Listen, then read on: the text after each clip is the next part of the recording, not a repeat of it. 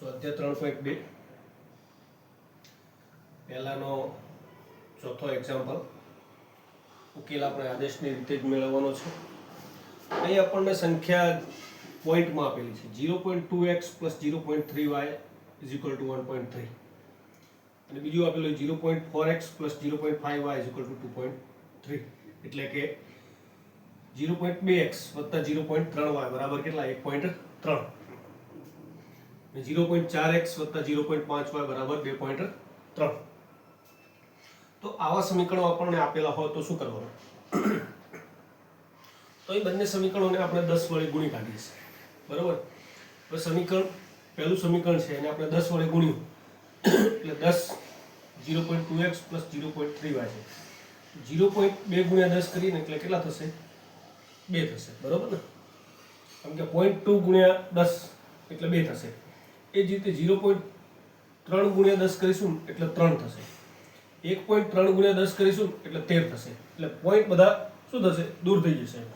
તો આપણને આ રીતે સમીકરણ મળ્યું 2x + 3y = 13। એ જ રીતે બીજું સમીકરણ કે 0.4x અને 0.5y, તો 0.4x ને 10 વડે ગુણ્યા એટલે 4x થઈ ગયા, 5y 0.5y ને 10 વડે એટલે 5y થઈ ગયા, 2.3 ને 10 વડે ગુણ્યા એટલે 23 થઈ ગયા।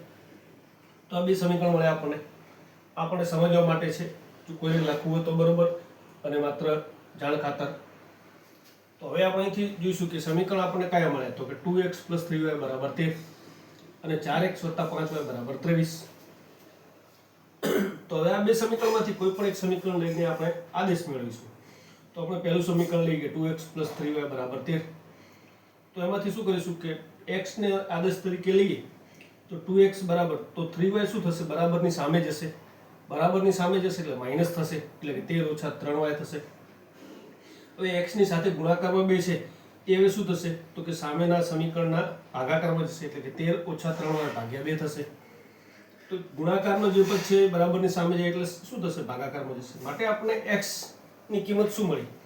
તો કે x બરાબર 13 - 3y / 2, બરાબર। તો આ એક આપણને આદેશ મળ્યો। જે હવે આદેશ મળે એ શું કરીશું? આદેશ હંમેશા બીજાને અપાય, એટલે બીજા સમીકરણમાં મૂકીશું। તો એ ચોથું સમીકરણ જે આપણે બનાવ્યું એમાં આદેશ હંમેશા શું થાય? બીજાને આપવામાં આવે છે। તો એક સમીકરણ તો 4 શું હતું? x ની જગ્યા ઉપર શું કરીશું? 13 - 3y / 2, 4 ગુણાકારમાં શું હતું? x હતા તો x ની જગ્યાએ શું મૂકીશું? 13 - 3y / 2 વત્તા 5y બરાબર 23। અહીં 2 અને 4 નો ભાગ ચાલશે એટલે 2 દુ 4 એટલે 2 મળશે। હવે આ 2 આખા સમીકરણના ગુણાકારમાં આવશે એટલે 13 - 3y ના ગુણાકારમાં, બરાબર। તો ફરીથી શું થશે કે 2 × 3 એટલે 26, 2 × -3y એટલે -6y વત્તા 5y બરાબર 23। તો આપણને હવે અહીંથી શું કરીશું કે આ જે કિંમતો છે એમાંથી 26 છે બરાબરની સામે જશે એટલે શું મળશે આપણને? તો 23 - 26 થઈ જશે અને અહીં -6y + 5। હવે અહીં જોવાનું છે કે શું મળશે? તો એક 6 છે ને એક 5 છે, 6 માઈનસ છે 5 પ્લસ છે, તો જવાબ આપણને શું મળશે? મોટી સંખ્યાનો જ મળશે। 6 માંથી 5 ગયા એટલે 1 વધ્યા, પણ કેવા? તો કે માઈનસ, બરોબર। તો માઈનસ આપણને, અથવા આ રીતે સમીકરણ જો ક્લિયર કરવું હોય તો શું થાય કે -6y + 5y, તો માઈનસ બંનેમાંથી સામાન્ય નીકાળવાનો, અંદર શું વધશે કે 6y - 5y, તો 5y અહીં +5 હતા ને એમાંથી -12 આવી ગયા એટલે અહીં માઈનસ વધશે, -6y - 5y એટલે શું વધશે? y વધશે। માટે શું મળશે આપણને? -y મળશે।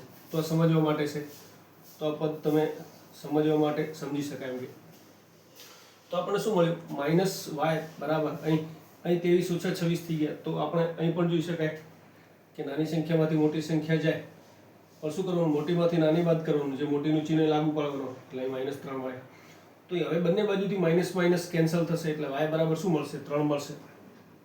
હવે આ કિંમત આપણે x ની કિંમતમાં, x બરાબર આપણને 13 - 3y / 2 મળ્યા હતા, તો એની અંદર મૂકીશું, બરોબર। તો જ્યાં આપણને y દેખાય ત્યાં, તો y બરાબર કેટલા? 3 મૂકીશું। તો x બરાબર 13 - 3, y ની કિંમત કેટલી? 3, 3 × 3 કેટલા થશે? 9 થશે। તો આપણને 13 - 9 / 2, 13 - 9 એટલે 4, 4 / 2 એટલે 2। આમ આપેલ સુરેખ સમીકરણ યુગ્મનો ઉકેલ x બરાબર કેટલા મળ્યા? 2 મળ્યા, અને y બરાબર કેટલા મળ્યા? 3 મળ્યા। તો આ રીતે આ દાખલો આપણે ઉકેલી શકાય છે। તો આદેશની રીતે આપણે સમીકરણ યુગનો ઉકેલ આ રીતે મેળવીએ.